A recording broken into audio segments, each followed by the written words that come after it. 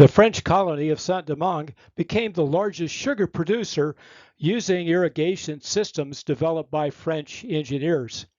This was the western half of Hispaniola. Conditions were so brutal that slaves had to be continuously imported just to maintain the population. Across the New World, slaves fled captivity, many successfully, creating black enclaves, often with indigenous people. Because many of the slaves had been captured in Africa as soldiers, they had fighting experience. That could result in slave uprisings, brutally put down. Punishments were exceptionally cruel. Haiti was first discovered by Columbus. Sugarcane was introduced in 1506, but not successfully. The first New World smallpox epidemic was in 1507 and killed off the majority of the Taino. The Spanish brutalized the remaining indigenous people. When vast riches were discovered in Mesoamerica, Hispaniola became mainly a trading stop. Then pirates moved in.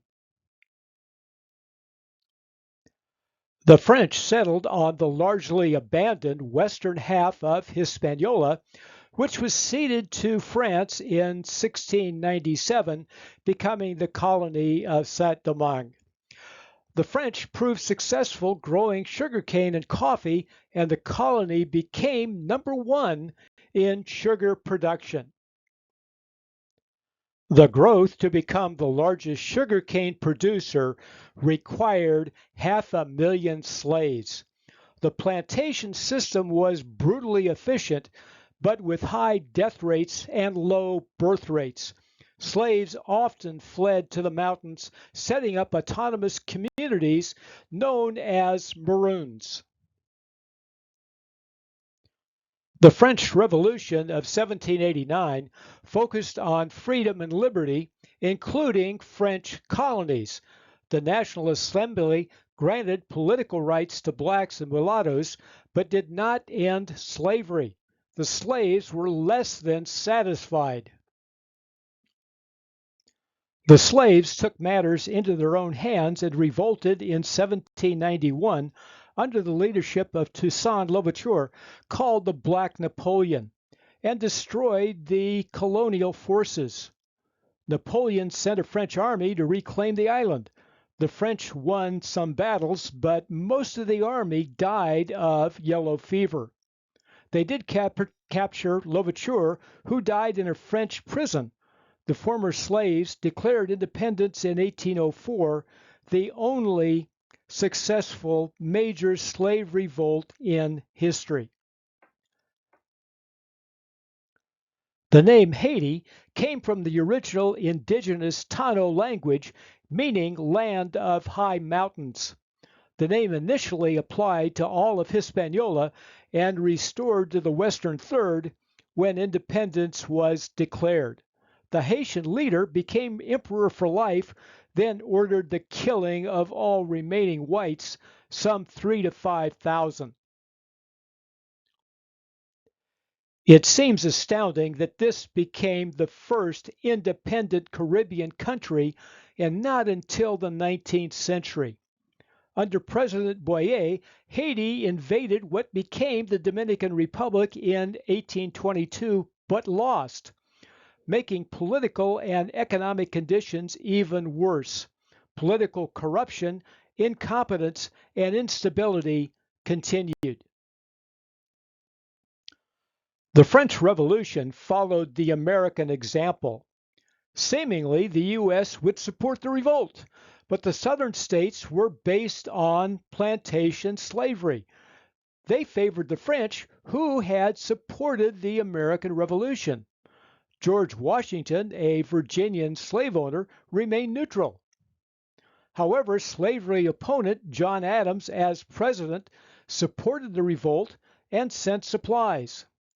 That ended when plantation owner Thomas Jefferson became president. By then, Napoleon abandoned Haiti, and eventually negotiated the Louisiana Purchase with Jefferson. U.S. recognition for Haitian independence had to wait for the Civil War.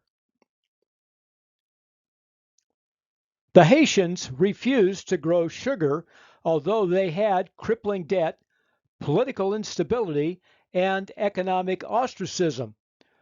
With considerable biodiversity, farming remained critical. Nearly half the population worked in agriculture.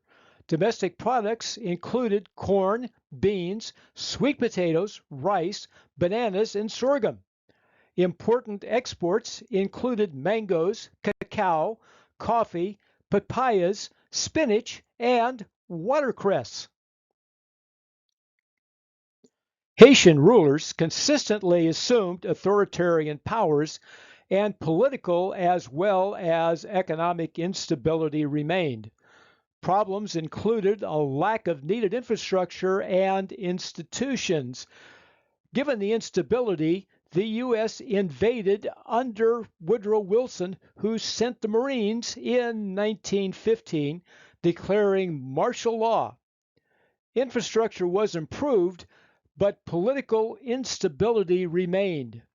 Tyrants continued, with Papa Doc Duvalier, followed by Baby Doc, being the most infamous.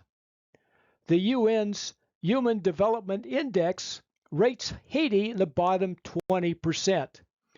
Unrest continued and in 2024 proved exceptionally chaotic. It took the abolition of slavery during the 19th century to end slavery. The history since has been mixed, but better than Haiti.